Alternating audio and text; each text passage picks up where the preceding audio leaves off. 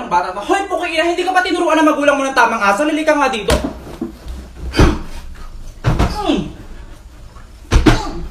Puking ina. Pweh! Hoy, shout out pala sa inyong dalawa ng tatay mo. Sana makamit niyo si Satanas sa impyerno.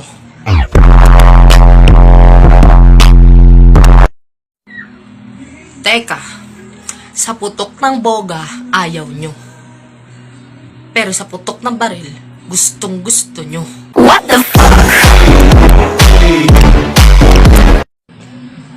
Eto pa, natuto kang magsalita ng wikang Ingles, pero mabuting asal, hindi. Wait, pwede rin bang barilin ka sa harap ng anak mo?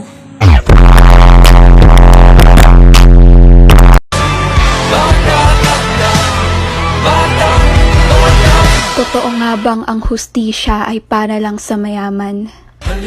Nakakagalit, napakasahol, nakapanghihina. Hindi dahil sa pulis ka, papatay ka na. Huwag mong idahilan ang posisyon mo para pumatay ng tao. Paano natin makakamtan ng hustisya kung tayo mismo sa sarili nating kapulisan ay takot na? Galing na sa bulsa natin ang baril na ginamit, hindi ka pa ba galit?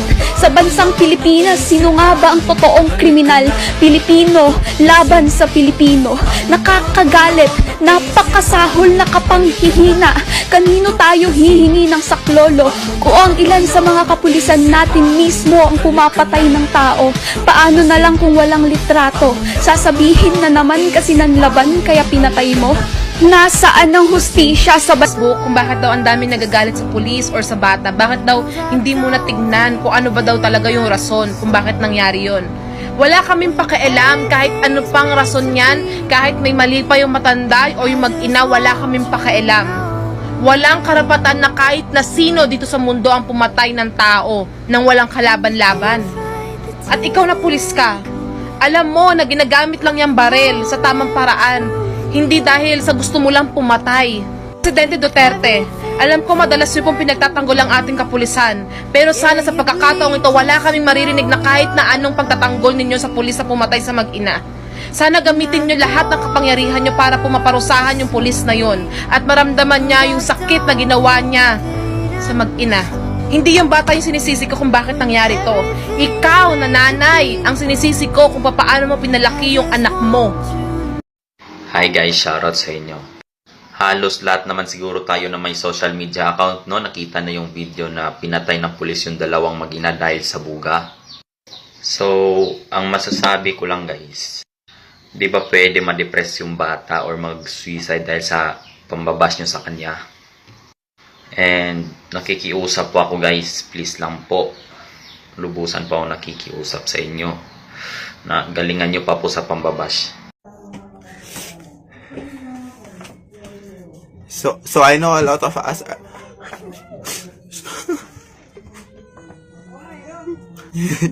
hindi ako makapagsalita guys. Alaki kasi nung respeto ko sa mga matatanda no, na hindi ko lang talaga matanggap na may isang pangyayari na mangyayari sa isang matanda no, na magpapasko naman sana, tapos yun yung nangyari sa kanya. Napakasakit lang isipin no, na may ganong mangyayari dahil lang sa isang maliit na bagay na hindi naman siguro dapat nating idaan sa pamamaril, no. Pero wala na tayong magagawa na nangyari na yun, tapos God bless sa yun, Nay. I promise you, Nay, that justice will be served for the both of you, Nay, at sa iyong anak din.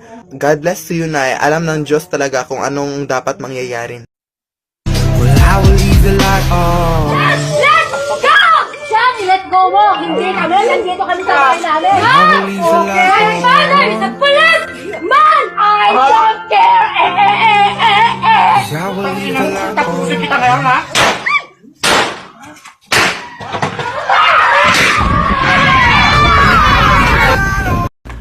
Yo, what's up? Para to kay Nanay Sonia at sa anak niya na si Frank Gregorio. Sa inyong dalawa, rest in peace po. Sana masaya na po kayo dyan sa langit.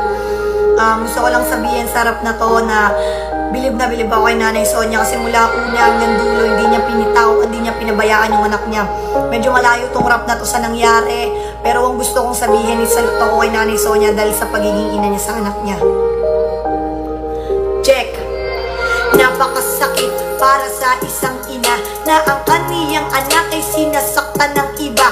Ipagtatanggol, ilalaban ng patayan kahit na anong gulo. Hindi kanya kayang hayaan, di kanya pinabayaan.